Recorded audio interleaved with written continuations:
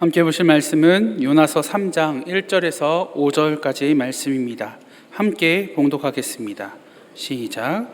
여호와의 말씀이 두 번째로 요나에게 임하니라. 이르시되 일어나 저 큰 성읍 니느웨로 가서 내가 내게 명한 바를 그들에게 선포하라 하신지라.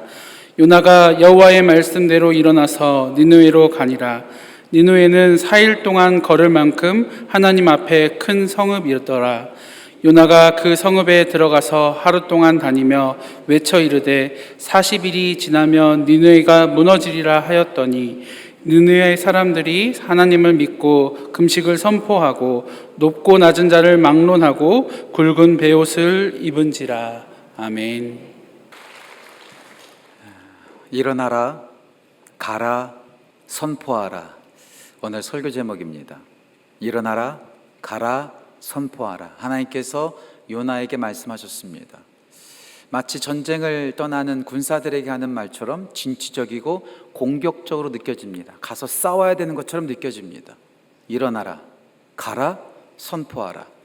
마치 로마의 황제였던 시저가 왔노라, 보았노라, 이겼노라 말했던 것처럼 전쟁을 앞두고 긴장해 있는 군사들에게 말할 법한 아주 의미심장한 말입니다. 그렇다면 진짜로 하나님께서 요나에게 가서 싸우라고, 가서 이기라고, 가서 그 땅을 점령하라고 그 말씀을 하셨을까요?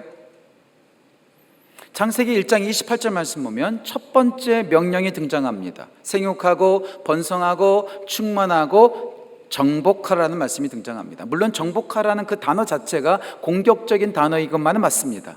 하지만 그 말씀을 너무나 공격적인 말씀으로 그냥 그것을 받아들인 나머지 믿음의 선배들이 가는 곳마다 침략했고 수탈했고 약탈했고 수많은 사람들을 괴롭혔던 그런 기독교의 아주 뼈아픈 역사가 있습니다.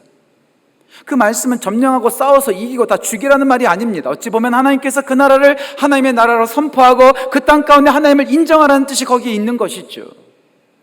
지난 금요 예배 때 제가 잠깐 말씀드렸던 것처럼 미국 노스캐롤라이나에 있는 한 목사님이 지난주에 설교를 했는데 상당히 미국 안에서의 반향이 있는 것 같아요. 설교 제목이 미국은 더 이상 기독교 국가가 아니다. 기독교 국가가 아니다라고 설교를 했습니다. 그 근거가 세 가지가 있어요. 첫 번째, 노예 제도를 받아들였다는 거죠. 두 번째, 원주민들, 옛날에 네이티브 아메리칸, 원주민, 인디안이라고 말했죠. 그런 인디안들을 많이 학살했어요. 제가 이번에 알아보니까 한 6천만 명을 죽였더라고요. 엄청 많이 죽였더라고요. 세 번째, 시빌 워, 남북전쟁이라고 하죠. 남과 북이 서로 형제 자매들끼리 서로 싸웠어요. 그렇게 해서 죽은 사람이 50만 명이랍니다. 50만 명. 2차 세계대전 당시에 참전했던 미국 군인들이 전사를 했던 사람 숫자가 40만 명인데 그 남북전쟁으로 죽였던 사람이 50만 명 더 많다라는 거예요. 어떻게 예수님을 사랑하고 예수님을 믿는 사람들이 어찌 노예제도를 받아들일 수 있고 어찌 그런 원주민들을, 무고한 원주민들을 죽일 수 있으며 어찌 서로 형제들끼리 총칼을 겨누면서 싸우겠냐는 거죠. 더 이상 기독교 국가가 아니라고 그 목사님은 선포하는데 어느 정도 이해가 되더라고요. 예수님을 믿는 사람들이 세상을 정복하고 죽이고 때리고 사로잡는 것이 그 우리의 주신 명령일까요? 저는 그렇게 생각하지 않습니다. 일어나라, 가라, 선포하라. 이것은 그 땅 가운데 하나님의 말씀과 복음을 선포하라는 거죠. 한마디로 말하면 섬기라는 거죠.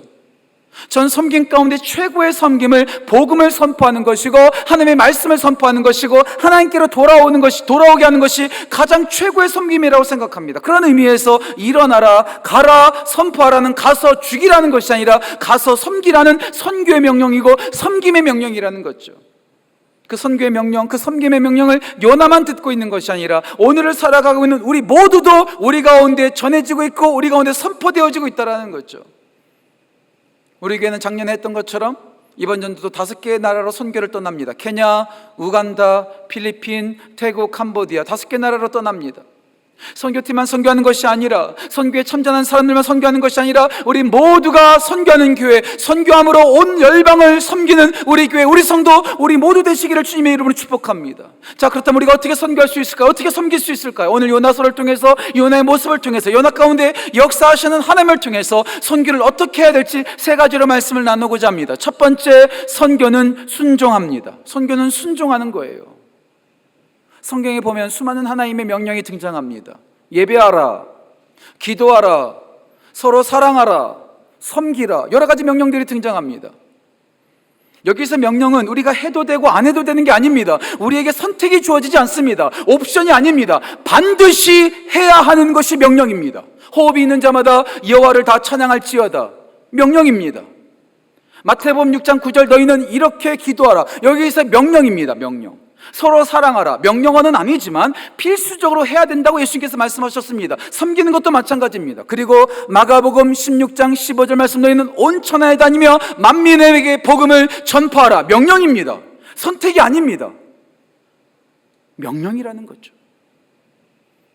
근데 우리는 어떻게 하고 있죠? 군대를 가면 군대 그 상급자가 부하들에게 명령할 때가 있어요. 그 명령하면 뭐든지 다 순종해야 됩니다. 아무리 이해가 되지 않고 말도 안 되는 걸 할지라도 군인들이 그렇게 말도 안 되는 걸 명령할 때가 있거든요. 그래도 순종해야 됩니다. 그래도 따라야 합니다. 지난주 저의 제자가 저를 방문해서 함께 교제했는데요, 이름만 대면 알만한 대기업에서 과장으로 일하고 있는 제자입니다. 그 제자랑 같이 함께 식사를 하는데 그 제자가 저한테 말하는 거예요. 목사님, 미치겠어요. 힘들어요. 부장님이 자꾸 이상한 걸 저한테 지시해요.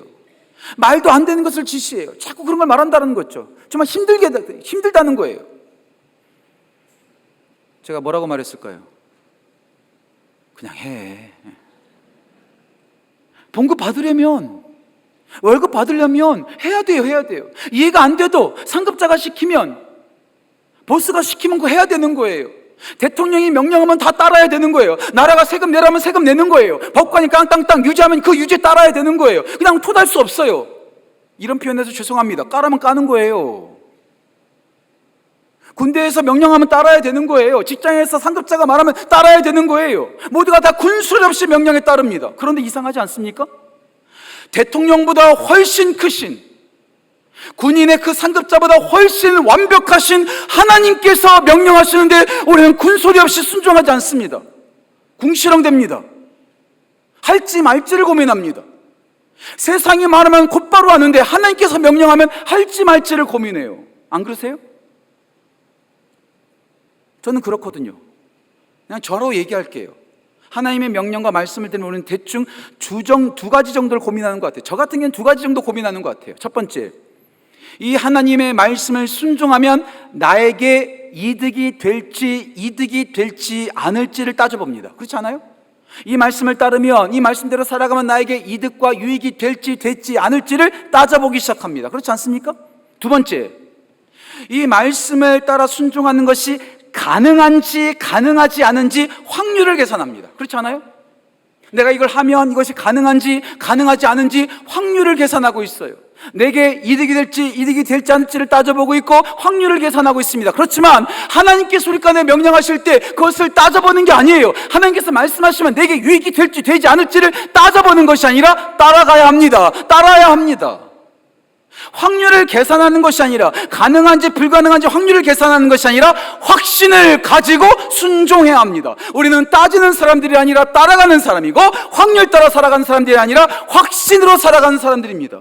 근데 우리는 다 따져보고 있어요. 계산하고 확률을 계산하고 있어요. 아닙니다. 따라가는 거고 순종하는 겁니다. 믿음의 사람들을 생각해 보세요. 성경 속에 나오는 믿음의 사람들은요, 이해돼서 순종하지 않았습니다. 합리적이기 때문에 순종하지 않았습니다. 하나님께서 말씀하시면 이해가 되지 않아도 순종했습니다. 아브라함과 사라 생각해 보세요. 나이가 많이 들었어요. 경수가 끊어졌어요. 아이를 생산할 힘이 없었습니다. 그럼에도 불구하고 아브라함과 사라는 동침했습니다. 순종한 거예요. 모세 80세가 되어서 늙었지만 하나님께서 애굽 땅에 들어가 이스라엘 백성들을 인도하라 말하니까 말이 안 돼도 하는 거예요. 따져보지 않습니다. 계산기 두들겨 보지 않습니다. 다윗 3m 다는 골리앗을 이길 수 있는 확률이 높았기 때문에 나간 거 아닙니다. 하나님 만군의 여호와의 이름으로 내가 나아가노라. 확률이 아니라 확신 따라 나아갔습니다. 예, 하나님을 믿는 사람들은 따지는 사람들이 아니라 따라가는 사람들이고, 확률 계산하는 사람들이 아니라 확신으로 순종하는 사람들입니다. 요나 어땠을까요?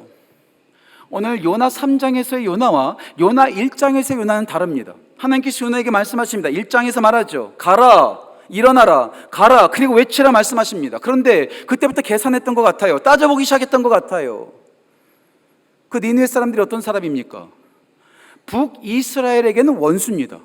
원수에게 가서 하나님의 말씀을 전파하라고 이득이 되지 않죠. 따져보니까 이득이 되지 않는 거예요. 하기 싫은 거죠. 게다가 당시의 니느웨 백성은요, 무자비한 사람들이었습니다. 당시에 그 사람들을 향한 별명, 이런 별명이 있었다고 하더라고요. 동방의 망나니들. 무자비해요. 무시무시해요.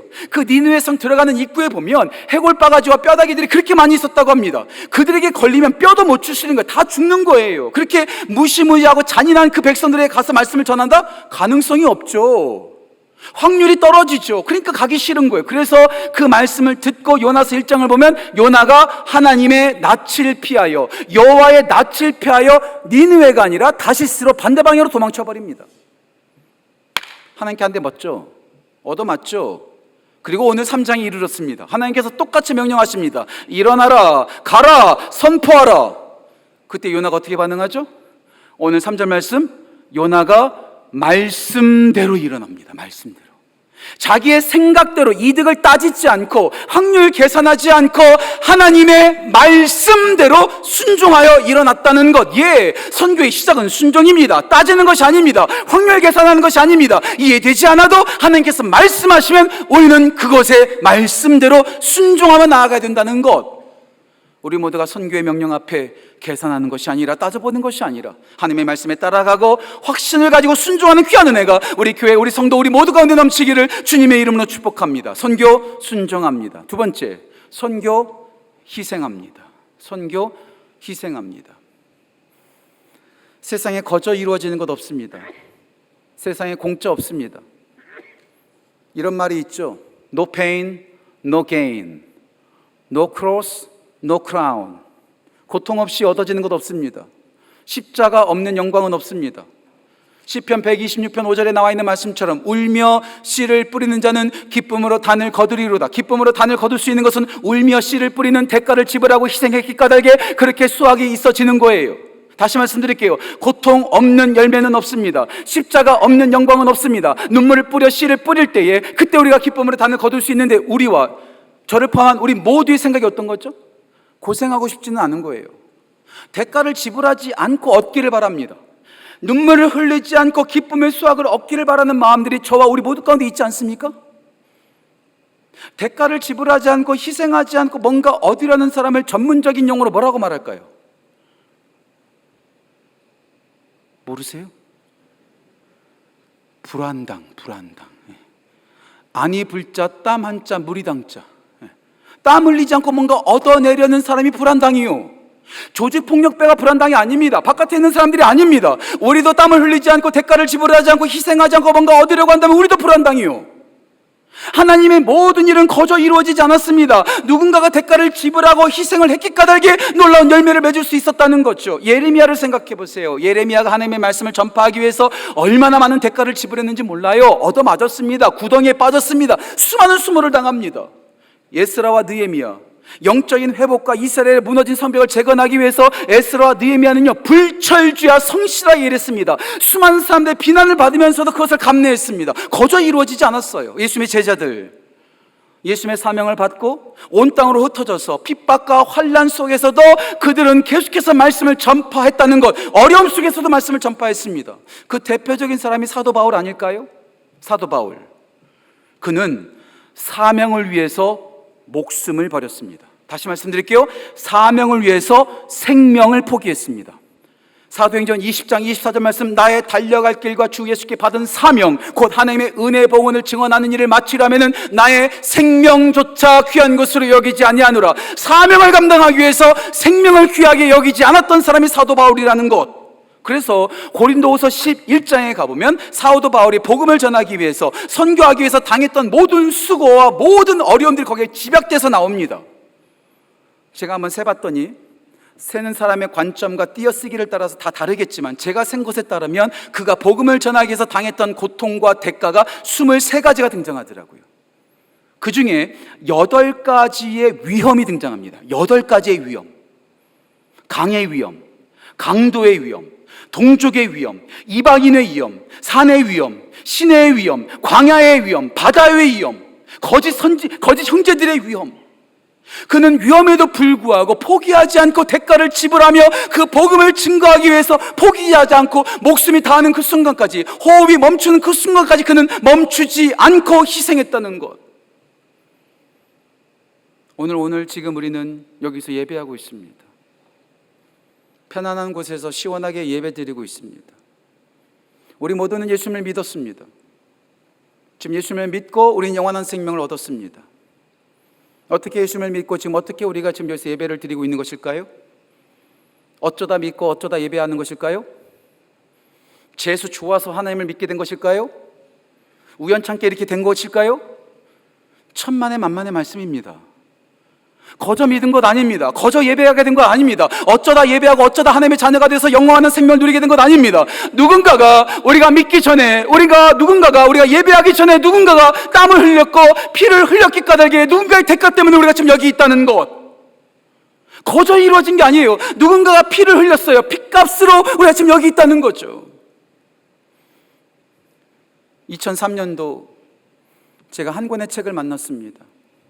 그리고 23년이 흐른 지금에도 저의 서재에 가장 가까이에 이 책을 꽂아두고 이 책을 자주 봅니다. 그때 제가 만났던 책, 바로 조선 회상이라고 하는 책입니다. 되게 두껍죠? 조선 회상. 제가 과장하지 않고 말씀드립니다. 이 책을 읽을 때마다 눈물이 납니다. 이 책에 나와 있는 내용 가운데 몇 가지를 말할 때마다, 전 소개할 때마다 눈물이 나더라고요. 눈물을 참을 수가 없어요. 오늘 울까봐 제가 이 내용을 말하지는 않겠습니다. 그런데 저는요, 생각합니다. 정말 선교의 마음이 있으신 분들이라면 이 책은 반드시, 하나님을 믿는 한국의 그리스도인이라면 이 책을 좀 반드시 읽어야 된다고 생각해요. 우리가 구원을 얻기까지, 우리가 복음을 얻기까지 이렇게 희생한 사람들이 있다는 것을 우리 모두는 알아야 되거든요. 윌리엄 홀, 로제타 홀이라고 하는 두 사람이 결혼하자마자 중국으로 가서 선교하고 싶었지만 하나님께서 그 길을 막으시고 조선 땅으로 오게 됩니다. 그리고 온 가족이 청일전쟁에 무릅쓰고 거기서 복음을 증거합니다. 아들을 낳습니다. 아들을 낳고 딸을 낳습니다. 그런데 남편이 죽습니다. 그래도 조선을 떠나지 않아요. 사랑하는 딸이 죽습니다. 그런데도 조선을 떠나지 않아요. 온 가족이 조선의 복음을 위해서 온 사람들이 다 희생합니다. 대가를 지불합니다. 혹시 여러분들 윌리엄 홀과 로제타 홀이라는 이름 들어보셨어요? 지금 이분들이 양화진 선교사 묘지에 지금 묻혀 계십니다. 한번 가보셨나요? 우리에게 복음을 증거하기 위해서, 우리에게 구원의 메시지를 전하기 위해서 온 가족이 희생했는데 그 누구도 알아주지 않아요. 조선 사람이라면, 하나님을 믿는 한국인이라면 전 이 책 분명히 읽어야 된다고 생각합니다. 우리가 믿는 거 거저 믿는 것 아니거든요. 어쩌다 믿게 된 거 아니거든요. 누군가가 핏값으로 우리 가운데 복음을 증거해 주었고 희생했기 까닭에 우리가 복음을 듣게 된 것이고 오늘 이 자리에 있게 된 것이거든요. 거저 얻은 게 아닙니다. 거저 받았으니 우리도 이제 나누어야죠. 이제 우리 차례죠. 요나가 하나님의 말씀을 두 번째로 듣고 그 큰 성읍 니느웨를 향합니다. 니느웨로 가는 발걸음이 가벼웠을까요? 신났을까요? 그렇지 않아요. 다시 말씀드릴게요. 니느웨는 큰 성읍이었습니다. 3일을 걸어야 될 정도로 큰 성읍이었는데 지금 요나가 어떻게 하죠? 하루 동안 말씀을 전합니다. 물론 이것을 가지고 학자들의 의견이 분분합니다. 어떤 학자는 대충 전했다고 말하기도, 어떤 학자는 아주 신속하게 전했다고는 하지만 하여간 그 큰 성읍에서 소리 높여서 40일 있으면 너희 도시가 멸망할 거다라고 외치는 거 쉽지 않습니다. 대가를 지불하고 수고해야 됩니다. 뛰어다녀야 됩니다. 목소리를 높여야 됩니다. 힘든 거예요. 그거보다 더 힘든 게 있죠. 제가 금방 말씀드렸죠. 니느웨가 어떤 별명을 갖고 있다고요? 동방의 망나니들. 이방인이 가서 거기서 40일 있으면 너희들 멸망할 거야 라고 선포할 때 어떻게 될까요? 그 요나가. 이렇게 한번 생각해 보세요. 외국 사람이 우리나라에 와서 도처에 돌아다니면서 한국 망할 거다라고 선포하면 여러분 어떻게 하시겠어요? 잡아들여야죠. 입틀막 해야죠. 가둬야죠. 추방시켜야죠. 그 당시에는 그런 법도 없어요. 그냥 죽여버리는 거예요. 목숨을 불사하고 그곳에 가는 거예요. 희생을 각오한 거예요. 죽음을 각오한 거예요. 피해를 각오한 거예요. 그런 희생을 불사했기 까닭에 그가 가서 복음을 전파할 수 있었다는 거죠. 거저 이루어지는 것 아닙니다. 공짜로 이루어지는 것 아닙니다. 선교는 순종하는 것이고 희생하는 겁니다. 순종할 뿐만 아니라 우리가 거저받은 그 복음, 우리도 거저 나누는 일에 기꺼이 희생하고 기꺼이 헌신하는 귀한 은혜가 우리 교회, 우리 성도, 우리 모두 가운데 넘치기를 주님의 이름으로 축복합니다. 선교는 순종하고 희생합니다. 마지막 세 번째, 선교는 경험합니다. 선교는 경험합니다. 선교 가는 사람들을 여러분들은 어떻게 보시나요? 전 특송하기 위해서 이제 줄줄이 들어오고 있는데, 줄줄이 들어오고 있어요. 저 하얀 티셔츠를 입은 사람들을 볼 때 어떤 생각이 드십니까? 한번 이번에 설교를 준비하면서 제가 제3자 정말 객관적으로 바라봤어요. 객관적으로 선교를 가는 사람들이 어떤 이미지인가. 제3자의 입장으로 보면, 제가 지금 선교에 대한 설교를 하고 있는 목사이지만 제3자의 입장으로 보면 제정신 아닙니다. 제정신 아니에요. 죄송합니다. 제정신 아니에요. 자기 돈 들여서 갑니다. 자기 시간과 자기의 휴가를 희생하면서 갑니다. 그리고 선교를 가기 위해서 훈련을 받습니다. 이번 선교 가는 팀들은요, 매 주일 저녁 예배 후에 계속해서 훈련을 받았어요. 강의를 들었어요. 그리고 담당 목사님들이 일주일 동안 어떻게 살았는지 경건 체크도 했습니다. 그냥 거저 가는 것 아니에요. 제가 최근에 알게 되었는데요, 돈을 내고 혼나는 곳이 있답니다. 돈을 내고 혼나는 곳이 있대요. 첫 번째, 피트니스 센터. 돈을 내고 계약을 하고 트레이너한테 도움을 받는데 맨날 혼난대요. 그거 왜 드셨습니까? 왜 운동 안 하셨습니까? 이렇게 혼난다는 거예요. 두 번째, 병원. 가서 의사 선생님을 만나서 치료를 받는데 의사 선생님한테 맨날 혼나. 왜 그거 안 끊었어요? 왜 이 약 안 먹었어요? 왜 이거 안 했어요? 혼난다는 거예요. 세 번째가 대박입니다. 세 번째, 돈 내고 혼나는데 교회. 헌금 드리죠? 와서 봉사하죠? 선교도 가죠? 근데 목사가 맨날 혼내. 여러분, 예수님 믿으면서 이런 말 들어보지 않으셨어요? 야, 그냥 적당히 믿어. 유별나게 믿지 마. 야, 휴가는 가야 돼. 너 그러다 골로 간다, 너. 이런 말 안 들어보셨어요? 야, 적당히 좀 믿어. 유별나게 좀 믿지 마. 이런 말 듣지 않으셨어요? 그런데요, 왜 선교를 갈까요? 그런 말을 들으면서 왜 선교를 갈까요? 그것을 제가 생각하다가, 좀 철진한 얘기긴 하지만 이런 얘기가 생각났어요. 혹시 이거 아시는 분 있을지 모르겠어요. 잘 들어보세요. 이런 말이 있습니다. 안 본 사람은 있어도 한 번만 본 사람은 없다. 다시 말씀드릴게요. 안 본 사람은 있어도 한 번만 본 사람은 없다. 무슨 말이에요?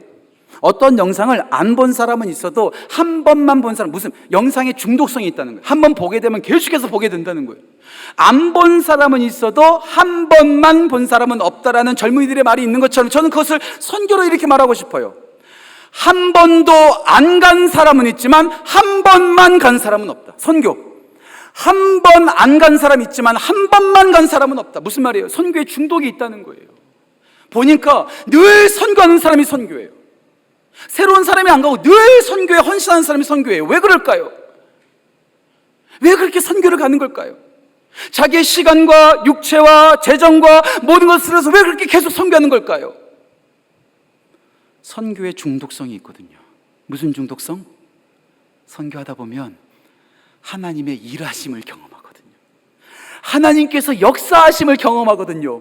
하나님의 기적을 경험하거든요. 하나님의 살아계심을 경험하게 되거든요. 내가 준비한 것은 이거밖에 안 되는데 이것을 놀랍게 사용하시는 거예요. 깜짝 놀라는 거죠. 아마 요나가 그랬을 거예요. 요나가 3일길 걸어다니는 그 니느웨 성을 하루 다니면서 선포했는데 어떤 일이 벌어집니까? 모든 백성들이 모여서 그 말씀에 반응하고 회개하기 시작합니다.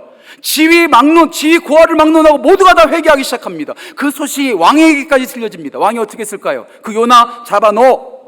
나라를 힘들게 하고 어지럽게 만든 저 사람 잡아넣어 하지 않고 왕이 왕복을 벗고 베옷을 입고 회개합니다.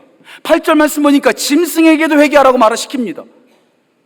아니, 그냥 툭 전했을 뿐인데 나라 전체, 도시 전체가 회개하는 거예요. 아마 저는 요나가 가장 깜짝 놀랐을 거예요. 선교하다 보면 그런 일들이 많거든요. 나는 그 나라 언어도 잘 모르고 그 나라 문화도 잘 모르고 한 번 가서 그냥 복음을 전파했을 뿐인데 아이들이 변화되어지는 거예요. 하나님을 믿는 거예요. 하나님께 반응하는 거예요. 왜 그러실까? 하나님도 급하시거든요. 우리를 통해서 그 나라와 그 민족을, 열방을 변화시키기 위해서 우리의 조그만 그 헌신을 주님께서 사용하시는 거예요. 크게 사용하시는 거예요. 저는 요나가 탁월한 설교자였고 탁월한 메신저여서 제가 그렇게 그들이 변했다고 생각하지 않습니다. 그의 작은 헌신을 통해서 하나님께서 역사하시면서 하나님을 경험하게 되는 거죠. 하나님의 살아계심, 하나님의 일하심을 경험하게 되는 거죠. 선교해보지 않으면, 선교 가보지 않으면 절대로 일상에서 경험할 수 없는 기적과 놀라운 은혜를 경험하기 때문에 선교를 가게 되는 거예요. 한 번도 안 가보셨습니까? 한번 가보세요. 내년에 한번 가보세요. 하나님의 일하심과 하나님의 살아계심과 하나님의 기적을 경험할 줄 믿습니다. 순종하고 희생하는 자, 그렇게 나아가는 자에게 하나님께서 몸소 역사하시는 그 살아계심을 경험할 수 있으리라 저는 믿습니다. 우리 모두가 그렇게 순종하고 희생하고 그리하여 하나님의 살아계심과 하나님의 일하심을 경험하는 놀라운 역사가 우리 교회 가운데 넘치기를 주님의 이름으로 축복합니다. 일어나라, 가라, 선포하라. 요나가 들었습니다. 그런데 일어나라, 가라, 선포하라를 몸소 실천하신 또 한 분이 계십니다. 선교사의 원조, 바로 우리 예수님이십니다. 예수님께서 하나님 보좌 우편에서 일어나셨습니다. 하나님과 동등됨을 취할 것으로 여기지 아니하시고 사람의 모양으로 우리 가운데 오셨습니다. 오셔서 선포하셨습니다. 마가복음 1장 15절 말씀, 때가 찼고 하나님의 나라가 가까이 왔으니 회개하고 복음을 믿으라 외치셨습니다. 예수님께서 이 땅에 오신 것은 우리를 때려주시기 위해서, 우리를 혼내주시기 위해서, 우리를 멸하시기 위해서 오신 것이 아니라 우리를 구원하시기 위하여 우리를 섬기려 오셨다는 것. 그래서 마가복음 10장 45절 말씀, 인자가 온 것은 섬김을 받으려 함이 아니라 도리어 섬기려 하고 자기 목숨을 많은 사람의 대속물로 주려 함이시는, 우리 가운데 복음을 선포하실 뿐만 아니라 자신이 십자가에 달리셔서 그 몸을 찢으심으로 대속물이 되셔서 우리를 구원하셨다는 것. 예수님께서 최초의 선교사가 돼서 우리를 구원하셨다는 거죠. 예수님의 그 은혜로 구원받은 우리, 수많은 해외 선교사님들의 그 희생과 헌신을 통해서 거저 구원받은 우리, 이제 우리가 해야 될 차례입니다. 우리가 움직여야 될 차례입니다. 우리가 헌신해야 될 차례입니다. 지난 3주 전, 전 금요예배할 때 저는 교회에 두 가지의 꾼이 있다고 말씀드렸어요. 두 가지의 꾼. 첫 번째 꾼, 참 많아요. 이런 분이 참 많아요. 구경꾼. 오늘 설교 어떻게 하나 보자. 구경꾼. 오늘 가브리엘 찬양대 연습을 잘했나, 누가 삑살이 나지 않나. 구경꾼. 그리고 예배 딱 마치면 집사님 좀 오늘 좀 연습이 좀 덜 됐네. 쓱 가죠. 그리고 나를 잘 섬겨주나. 구경꾼을 통해서는 하나님의 역사가 일어나지 않습니다. 절대 일어나지 않습니다. 근데 교회 구경꾼이 많아요. 하나님께서 찾으시는 건 구경꾼이 아닙니다. 누굴까요? 일꾼을 찾으십니다. 찬양하는 일꾼들, 섬기는 일꾼들, 선교가는 일꾼들, 무더운 날씨 속에서도 안내하고 차량 봉사하는 그런 일꾼들, 부엌에서 일하는 일꾼들, 여러 가지 달란트로 저 보이지 않는 저 영상실에서 섬기는 저 일꾼들을 우리 주님은 찾으시고 그 일꾼들을 통해서 역사하신다는 것. 구경꾼 되지 마십시오. 회방꾼 되지 마십시오. 일꾼이 되시고 하나님의 심부름꾼이 되셔서 우리 가운데 주신 사명을 우리가 순종하고 우리가 희생하고 그리하여 하나님의 일하심을 경험하는 우리 교회, 우리 성도 되시기를 주님의 이름으로 축복합니다. 많은 믿음의 선배들, 많은 목사님들, 많은 어르신 목사님들이 요나서를 설교할 때마다 하시는 썰렁한 유머가 생각났습니다. 나이 드신 목사님들이 요나서 설교할 때마다 항상 이 말씀 하시더라고요. 요 나가 문제다. 요 나가 문제다. 구경만 하고 있고요, 회방만 놓고 있고요, 수근수근거리며 하고 있어요. 요 나가 문제다. 이제 요 나가 문제가 아니라 요 나가 순종하고 희생하고 함께 미션 투게더, 내가 가지 못하는 것 우리 선교팀이 대신 가주니 잘하나 못하나 구경하는 것이 아니라, 회방 놓는 것이 아니라, 저들이 잘 사역할 수 있도록 우리가 뒤에서 후방에서 일꾼이 되어지고, 후방에서 기도자가 되어지고, 후방에서 심부름꾼이 되어서 이 5개국으로 나간 우리 선교팀과 함께 우리 온 교회가 미션 투게더 함께 선교하고 함께 하나님의 일을 경험하는 우리 교회, 우리 성도, 우리 모두 되시기를 주님의 이름으로 축복합니다. 기도합니다.